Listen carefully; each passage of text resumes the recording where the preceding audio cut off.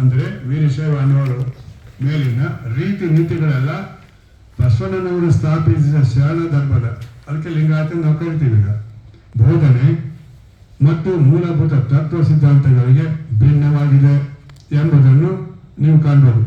ಶರಣ ಧರ್ಮವನ್ನು ಹಿಂದೂಕರಣ ಮತ್ತು ಸಂಸ್ಕೃತಿಗೊಳಿಸುವ ಪ್ರಕ್ರಿಯೆ ಸಂಚಿನಲ್ಲಿ ಪಂಚಾಚಾರ ಪಾತ್ರ ಸ್ಪಷ್ಟವಾಗಿದೆ ಎನ್ನುವುದನ್ನು ಯಾರಾದರೂ ಗಮನಿಸಬಹುದು. ಶರಣರು ಯಾವ ತತ್ವಗಳಿಗೆ ಬದ್ಧರಾಗಿದ್ದಾರೆಯೋ ಅವುಗಳಿಗೆ ವಿರುದ್ಧವಾದ ಚಟುವಟಿಕೆಗಳನ್ನು ಇವರು ಮಾಡುತ್ತಿದ್ದಾರೆ.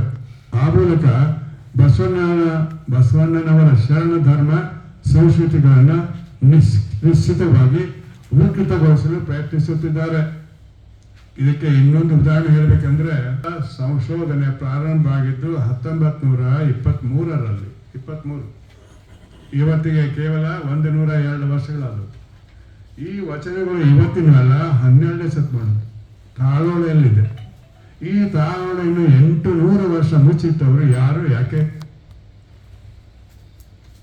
ತಾವು ವಿಚಾರ ಮಾಡ್ಬೇಕು. ಮುಚ್ಚಿಟ್ಟವರು ಯಾರು, ಯಾಕೆ? ಸೊ ಇದಕ್ಕೆ ಅವರು ಬ್ರಾಹ್ಮಣರಾಗಿ ಜನಿಸಿ ಬ್ರಾಹ್ಮಣ ಪದ್ಧತಿಯ ಜನವಾರವನ್ನೇ ಕಿತ್ತೆಸೆದ ಬಸವಣ್ಣನವರು ನಿರಾಕರಿಸಿದ ಎಲ್ಲ ಬ್ರಾಹ್ಮಣೀಯ ನಂಬಿಕೆಗಳನ್ನು, ಆಚರಣೆಗಳು, ಪದ್ಧತಿಗಳನ್ನು ಪಂಚಾಚಾರು ಒಂದಲ್ಲ ಒಂದು ರೂಪದಲ್ಲಿ ಮತ್ತೆ ಆಚರಣೆಗೆ ತಂದರು. ಒಂದೇ ಉದಾಹರಣೆ ಹೇಳ್ತೇನೆ. ಬ್ರಾಹ್ಮಣರಲ್ಲಿ ಉಪನಯನಕ್ಕೆ ನೀವು ಜನಿವಾರ ಕಟ್ತೀರಿ. ಈ ಜಂಗಮರು ಅಥವಾ ಈ ವೀರಶೈವ ಅನ್ನೋರು ಆ ಹೆಸರು ಬದಲಿ ಮಾಡಿ ಅಯ್ಯಾಚಾರ ಅಂತಾರೆ. ಅಯ್ಯಾಚಾರವನ್ನು ಮಾಡ್ತಾರೆ ಪ್ರತಿಯೊಬ್ಬ ವೀರಶೈವರು ಜಂಗಮರು ಇವತ್ತು ಕೂಡ. ಅಯ್ಯಾಚಾರ ಅಂದರೆ 8, ಅದೇ ಜನಿವಾರ ಕಟ್ಟುವ ವಯಸ್ಸು 8ರಿಂದ 12 ವರ್ಷ ಅಂತಿದೆ. ಅದೇ ಕಾಲ ಅಯ್ಯಾಚಾರ ಮಾಡಿ ಅವರಿಗೆ ಜನಿವಾರದ ಬದಲಾಗಿ ಶಿವದಾರ ಕಟ್ತಾರೆ. ಇವತ್ತು ಇದೆ. ಇದು ಹೆಣ್ಣು ಮಕ್ಕಳಿಗೆ ಲಭ್ಯ ಇಲ್ಲ. ಹೆಣ್ಣು ಮಕ್ಕಳಿಗೆ ಅಯ್ಯಾಚಾರ ಮಾಡೋದಿಲ್ಲ. ಸೇಮ್ ಥಿಂಗ್ ಆಸ್ ಬ್ರಾಹ್ಮಣರು. ಅಲ್ಲಿ ಕೂಡ ಬರ್ತದ ಎಲ್ಲ ಸಮಾಜ, ಧಾರ್ಮಿಕ ಮತ್ತು ಆರ್ಥಿಕ ರಾಜಕೀಯ ಅನಿಷ್ಟಗಳಿಗೆ ವೇದ, ಆಗಮಗಳು, ಪುರಾಣ ಶಾಸ್ತ್ರಗಳು ಕಾರಣವೆಂದು ಬಸವಣ್ಣನವರು ನಿರಾಕರಿಸಿದ್ದಾರೆ. ಪಂಚಾಚಾರವನ್ನೆಲ್ಲ ಮತ್ತೆ ಜೀವಂತಗೊಳಿಸಿದ್ದಾರೆ. ಉದಾಹರಣೆ, ಅವರ ಧರ್ಮ ಗ್ರಂಥದ ಹೆಸರು ಸಿದ್ಧಾಂತ ಶಿಖಾಮಣಿ. ಅಲ್ಲಿ 4 ಶ್ಲೋಕಗಳಿವೆ. ಆ ಶ್ಲೋಕಗಳು ಏನು ಹೇಳ್ತವೆ ಅಂದರೆ, ಇಲ್ಲಿ ಇರ್ತಕ್ಕಂಥ ಎಣೆಯಲ್ಲಿ ವೀರಶೈವರಿಗೆ ಬದ್ಧವಾಗಿದ್ದೇನು, ಅವರ ಎಲ್ಲ ಆಚಾರ ವಿಚಾರಗಳು, ಅವರ ಧರ್ಮ ಗ್ರಂಥಗಳು ವೇದ, ಶಾಸ್ತ್ರ, ಪುರಾಣ, ಆಗಮಗಳಿಗೆ ಹೊಂದಿಕೊಂಡಿರಬೇಕು, ಅದರ ವಿರುದ್ಧ ಇರಬಾರದು ಅಂತ ಕ್ಲಿಯರ್ ಆಗಿ ಹೇಳಿದೆ. ಸಿದ್ಧಾಂತ ಶಿಖಾಮಣಿಯಿಂದ ಹೇಳಿದೆ. ಇನ್ನೂ ಒಂದು ಕಡೆ ಹೇಳ್ತಾರೆ. ಏನು ಹೇಳ್ತಾರೆ? ವೀರಶೈವ ಅಂದರೆ ಪಾಶುಪತ್ಯ ಅಂದರೆ ಓಲ್ಡೆಸ್ಟ್ ಶೈವ ಪಂಥ, ಅದನ್ನೇ ವೀರಶೈವರು ಪಾಲಿಸಬೇಕು ಅಂತಿದೆ ಸಿದ್ಧಾಂತ ಶಿಖಾಮಣಿಯಲ್ಲಿದೆ. ಆದರೆ ಶರಣರ ವಚನಗಳಲ್ಲಿ ಹಾಗಿಲ್ಲ, ವಿರುದ್ಧವಾಗಿದೆ. ಇದು 2ನೇ ಉದಾಹರಣೆ. ಪೂಜೆ, ದೇವಾಲಯ ಸಂಸ್ಕೃತಿ, ಪೂಜಾರಿಕೆ ಮಧ್ಯಸ್ಥಿಕೆಗಳನ್ನು ನಿರಾಕರಿಸಿ ದೇವರ ನೇರ ಅನುಸಂಧಾನಕ್ಕೆ ಇಷ್ಟಲಿಂಗವನ್ನು ಕೊಟ್ಟರು. ಇದು ಉದ್ದೇಶನೇ ಅದು. ಗುಡಿಗೆ ಹೋಗಬೇಕಾಗಿಲ್ಲ.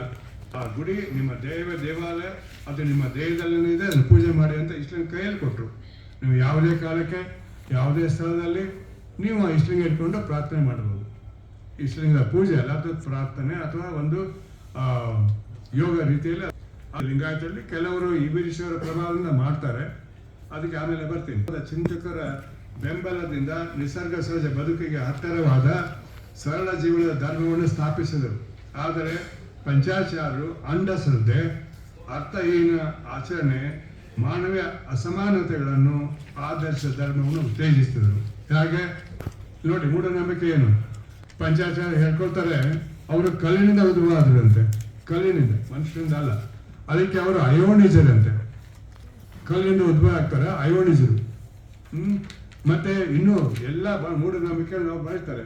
ಇಲ್ಲಿ ಅಲ್ಲಿ ಏನು ನಿರ್ದಿಷ್ಟರು ಹುಡುಗರೆಲ್ಲ ನಮ್ಗಿಂತ ಕಡಿಮೆ ಇದೆ, ನಮ್ಮ ಕುರ್ಸಿ ಎತ್ತರ ಇರಬೇಕು ಯಾವಾಗಲೂ ಅವ್ರು ಹೇಳೋದು. ಈಗ ಕೂಡ ಮಾಡ್ತಾರೆ. ಯಾವುದೋ ಮೀಟಿಂಗ್ ನೋಡಿ ಅವ್ರ ಕುರ್ಚಿಗಳು ಎತ್ತರ ಇರಬೇಕು ಎಲ್ಲ ಕಡೆ. ಮುಂದೆ ಏನು ಮಾಡ್ತಾರೆ? ಲಿಂಗಾಯತರಲ್ಲಿ ಅಂದರೆ ಶರಣ ಸಮಾಜದಲ್ಲಿ ಅವ್ರು ಹೇಳ್ತಾರೆ. ಎಲ್ಲಿ ಹೇಳ್ತಾರೆ? ಅಯ್ಯನವರು, ಆರಾಧ್ಯರು, ಜಂಗಮರು ಇವರು ಹಿಂದೂ ಧರ್ಮದಂತೆ ಬ್ರಾಹ್ಮಣರು. ರಾಜ ಆಳದಂಥ ಕಿತ್ತೂರು ಚೆನ್ನಮ್ಮ, ಬೆಳವಡಿ ಮಲ್ಲಮ್ಮ ಇವರೆಲ್ಲ ಇರಲ್ಲ, ಅವರು ಕ್ಷತ್ರಿಯರು. ವ್ಯಾಪಾರ ಮಾಡುವ ಬಣಜಿಗರು ವೈಶ್ಯರು, ಉಳಿದವರೆಲ್ಲರೂ ಶೂದ್ರರು ಅಂತ ಹೋರಾಟ ಮಾಡಿ ಹಾರಾಟ ಮಾಡಿ ಮೈಸೂರು ರಾಜ್ಯದಿಂದ ಆರ್ಡರ್ ತಗೊಂಡಿದ್ದಾರೆ. ಆರ್ಡರ್ ಕಾಪಿ ಇಲ್ಲಿದೆ, ಯಾರು ಕೇಳಿದ್ರೆ ಕೊಡ್ತೀನಿ. ಅಂದರೆ ಮತ್ತೆ ಬಸವಣ್ಣನ ಧರ್ಮದಲ್ಲಿ ಚಾತುರ್ವರ್ಣವನ್ನು ಪ್ರತಿಷ್ಠಾಪಿಸಿ ಆರ್ಡರ್ ತಗೊಂಡ್ರು. ಇದ್ರ ಪ್ರತಿ ಇಲ್ಲಿ ನಿಮ್ಗೆ ಕೇಳಿದ ತಕ್ಷಣ ಕೊಡ್ತೀನಿ. ನನಗೆ ಅವರಿಗೆ ಏನು ಹಿಂದೂ ಧರ್ಮದಲ್ಲಿ ಬ್ರಾಹ್ಮಣೀಯ ಧರ್ಮದಲ್ಲಿ ಏನು ಒಂದು ಅಸಮಾನತೆ ಇದೆ ಅದು ಎಲ್ಲವೂ ಇದರಲ್ಲಿದೆ. ಅದಕ್ಕೆ ನೀವು ಹೆಚ್ಚಿಗೆ ಮಾಹಿತಿ ಬೇಕಾಗಿತ್ತಂದ್ರೆ ನೀವು ಶೂನ್ಯ ಸಂಪಾದನೆ ಓದ್ಬೋದು. ಪಂಚಾಚಾರ್ಯರು ಅವರ ಧರ್ಮ ಗ್ರಂಥದಲ್ಲಿ ಈ ವಚನ, ನಮಗೆ ಲಿಂಗಾಯತ ಇದ್ದಿದ್ದು ವಚನ ಧರ್ಮ, ವಚನಗಳೇ ಅವುಗಳ ಸಂಗ್ರಹವೇ ನಮ್ಮ ಧರ್ಮ ಗ್ರಂಥ. ಅವರಿಗೆ ಶೂನ್ಯ ಸಿಕ್ಕಾಮಣಿ ಅವರ ಧರ್ಮ ಗ್ರಂಥ. ಅವರ ಧರ್ಮ ಸ್ಥಾಪಕರು ಪಂಚಾಚಾರ್ಯರು, ನಮ್ಮ ಧರ್ಮ ಸ್ಥಾಪಕರು ಬಸವಣ್ಣನವರು.